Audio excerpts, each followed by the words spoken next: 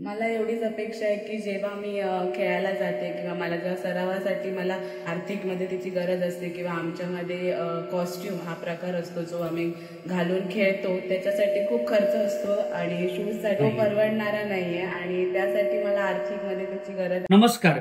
कोकण ही नररत्नांची खाण आहे. या लाल मातीने अनेक रत्न दिली. सामाजिक, शैक्षणिक, राजकीय, क्रीडा आणि सांस्कृतिक या विभिन्न क्षेत्रामध्ये इथली मुलं, इथली व्यक्तिमत्व ही आंतरराष्ट्रीय दर्जावर आपली मोहर उमटवतायत. माणूस उंचीने किती मोठा आहे यापेक्षा तो कार्यकर्तृत्वाने किती मोठा आहे हे महत्वाचं असतं. लाल बहादूर शास्त्री हे आपल्या आतापर्यंतच्या सर्वात कमी उंचीचे पंतप्रधान म्हणून गणले जातात. त्यांची उंची मोजणं हे सर्वसामान्यांचं काम नाही.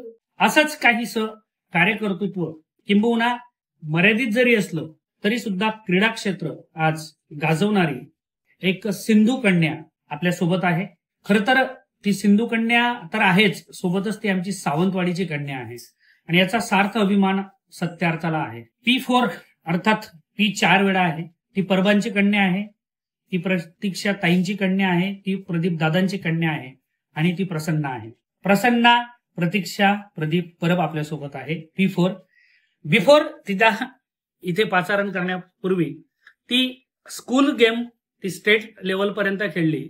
नंतर तिने ज्युनियर चॅम्पियनशिप मध्ये आपला डंका वाजवला आणि आता 3 नॅशनल स्पर्धा गाजून ती आता मुंबईमध्ये शास्त्रशुद्ध असं प्रशिक्षण घेतीये. सांगायला अभिमान वाटतो आणि येणाऱ्या काळामध्ये सुद्धा आपण तिच्याकडून अपेक्षा बाळगूया की एखाद्या छोट्याशा मिनी ऑलिम्पिक मध्ये आमची ही सिंधू कन्या दिसू शकते आणि ते गैर नसतील, कारण गरज आहे फक्त तिला पाठबळ देण्याची. आणि माझा आवाज नक्कीच या राज्याचे मत्स्य उद्योग मंत्री आणि आमच्या सिंधुदुर्गचे सर्वात युवा नेतृत्व ज्यांनी आता कमी वयामध्ये आपला डंका वाजवला ते पालकमंत्री नितेशजी राणे सरांपर्यंत हा आवाज आम्ही पोहोचू.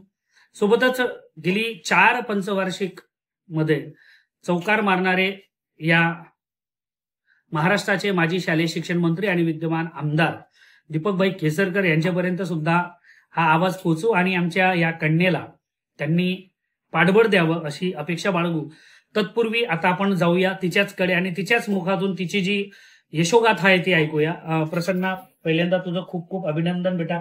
एक ग्रामीण भागातून येऊन आज तू आंतरराष्ट्रीय राष्ट्रीय स्तरापर्यंत तू आता पोचतीये. हा प्रवास करत असताना सुरुवात कशी झाली नेमकं तुला स्पोर्ट्समध्ये करिअर? कारण सचिन तेंडुलकर असतील, कमी उंचीचा खेळाडू आहे आणि खूप कमी म्हणजे सुनील गावस्करची पण उंची तुझ्या एवढीच आहे. कमी उंचीमध्ये जास्त तू मजल मारली आहे, त्याबद्दल विशेषतः तुझं अभिनंदन. आणि आज तू सिंधुदुर्गचं नाव, आमच्या सावंतवाडीचं नाव आज राष्ट्रीय स्पर्धांमध्ये तू गाजवतीये. हा प्रवास कसा होता थोडक्यात सांग. मी सर्वप्रथम माझी खेळाची सुरुवात ही कराटे पासून सुरुवात केलेली. कराटे मी मंगेश भोगे सरांकडे सुरू केलेलं. माझ्या 3री पासून मी क्रीडा क्षेत्रात आहे. 3री मध्ये मी कराटे सुरू केलं. 5वी मध्ये मी जुडो खेळायला सुरू केलं आणि तायकांदो. 7वी पासून मी पॉवर लिफ्टिंग, वेट लिफ्टिंग या क्षेत्रात गेली आणि तेव्हापासून ते आतापर्यंत स्कूल गेम्स मध्ये, युनिव्हर्सिटीमध्ये मी खेळत आली आहे. आतापर्यंत मी स्टेट जुडो, कराटे, तायकांदो, वेट लिफ्टिंग आणि पॉवर लिफ्टिंग या सगळ्यांमध्ये खेळले आणि नॅशनल 3 वेळा पॉवर लिफ्टिंग मध्ये खेळले. खरं तर तुझ्या या सगळ्या प्रवासाचं जर वर्णन करायचं म्हटलं तर घागरमध्ये सागर भरलाय की नाही. कमी वेळामध्ये एवढ्या सगळ्या स्पर्धा गाजवणं आणि वेगवेगळ्या म्हणजे तायकोंदो असेल, कराटे असेल, जुडो असेल आणि पॉवर लिफ्टिंग आणि वेट लिफ्टिंग या 5 खेळांमध्ये ती मातब्बर आहे. उंची तुम्ही बघू शकतात पण उंचीवर जाऊ नका, कार्यकर्तृत्वावर जा. माझा दुसरा प्रश्न असा आहे की हे सगळं खेळत असताना तू इतका ग्रामीण भागातून इथे शहरात आली, एक छोट्याशा हॉटेल व्यवसायातून तुझी मम्मी आणि बाबा म्हणजे तुझे आई बाबा हे सगळं कष्ट घेत आहेत. या यशाचं श्रेय तू कोणाकोणाला देशील? तसं तुम्ही आता बोललात की हॉटेल चालवून आम्हाला पण शिकवणं हे माझ्या आई वडिलांनी केलंय. तर हे सगळं श्रेय माझ्या आई वडिलांना आणि माझ्या ज्या गुरूंना, ज्यांनी आजपर्यंत मला इथपर्यंत पोहोचवलं, त्यांना सगळ्यांना हे श्रेय जातं. आता मला अजून तुला असं विचारायचं आहे की तू आता एसपीके कॉलेजला बीएससी करतीये, हे करत असताना तू शास्त्रशुद्ध मुंबईला प्रशिक्षण घेतीये, हे सगळं कसं तू मॅनेज करते? एसपीके कॉलेजचं ह्यासाठी मी धन्यवाद मानते, कारण का त्यांनी मला माझ्या प्रॅक्टिससाठी म्हणजे सरावासाठी लीव म्हणजे प्रॅक्टिससाठी मला त्यांनी प्रॅक्टिस लिहून सवलत दिली आहे की विशेष तू जाऊन- सवलत. विशेष सवलत दिली की तू जाऊन प्रॅक्टिस कर आणि फक्त परीक्षा बोलते मी इथे परीक्षा द्यायला येते, आणि प्रॅक्टिकल्स वगैरे ते करून प्रॅक्टिकलचं घेते. सगळं करून देते. हो, नक्कीच. आता आपण पुन्हा तिच्याकडे जाणार आहे, कारण हा सगळा प्रवास एक मातोंड गावाची एक कन्या आई बाबांसोबत सावंतवाडीत येते. छोटासा एक हॉटेल, आपण त्याच्या हॉटेलमध्ये बसलेलो आहेत. एसपीके कॉलेजच्या बाजूला आणि कडसुलकरच्या समोर हे हॉटेल आहे. छोटंसं हॉटेल आहे, पण छोट्याशा हॉटेल व्यवसायातून त्यांनी आपल्या कन्याला आता इथपर्यंत पोहोचवलं. हे सगळे ओढाताण होत असताना तुला समाजातून आता काय अपेक्षा आहेत? कारण हे सगळं तुला जर ऑलिम्पिक गाजवायची असेल, तुला जर नॅशनल इंटरनॅशनल स्पर्धा गाजवायची असेल, तर तुला गरज आहे ती आर्थिक पाठबळाची. तर तुझ्या इथल्या राजकीय नेतृत्व असतील किंवा ज्यांच्याकडे दातृत्व हा गुण आहे, त्यांच्याकडून तुला काय अपेक्षा आहेत?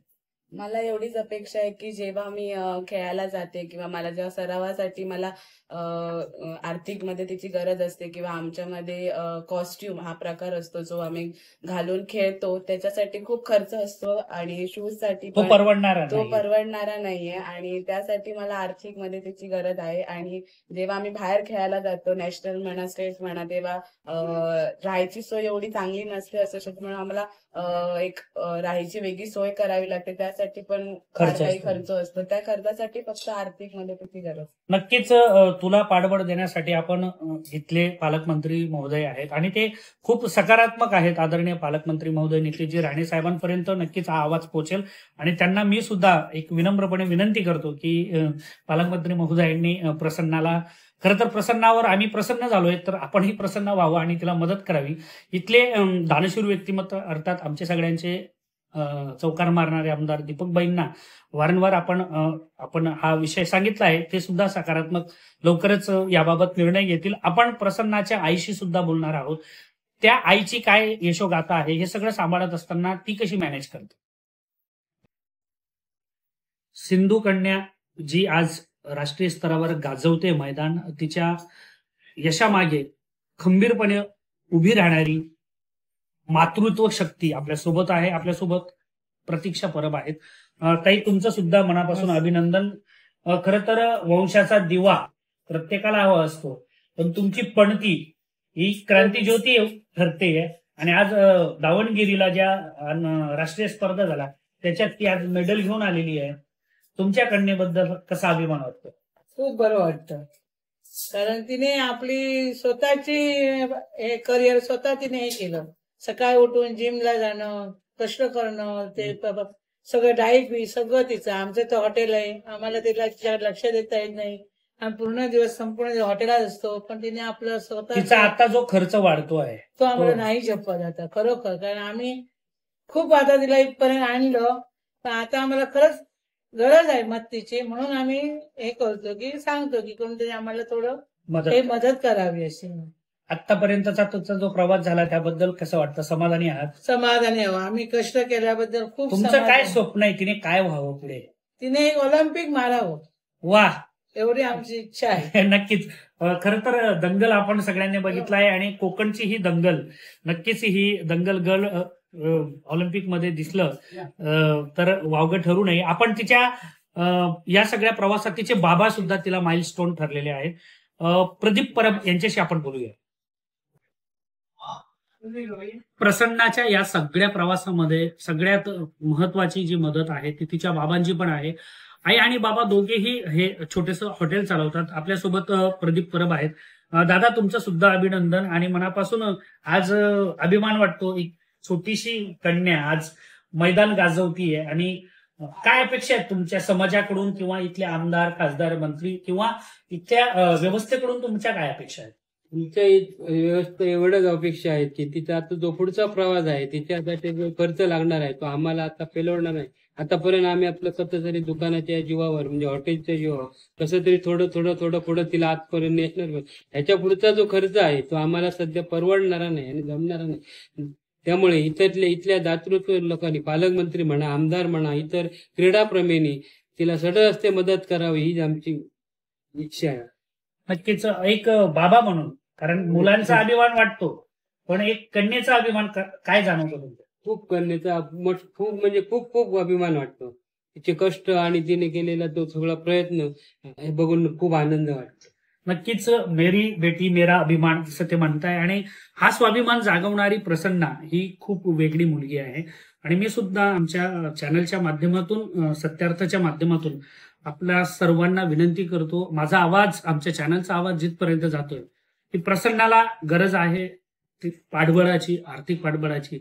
आणि नक्कीच या समाजात असे अनेक दाते आहेत, अनेक हात आहेत जे प्रसन्नाच्या यापुढील प्रवासासाठी आणि एकूणच तिच्या ऑलिम्पिकाच्या स्वप्नपूर्ततेसाठी, तिच्या आईबाबांच्या स्वप्नपूर्ततेसाठी आणि कोकणची कन्या जेव्हा एक दंगलगल म्हणून कुठेतरी ऑलिम्पिक स्पर्धेमध्ये उतरेल तेव्हा नक्कीच या लाल मातीतला सुगंध जगभर पोहोचेल.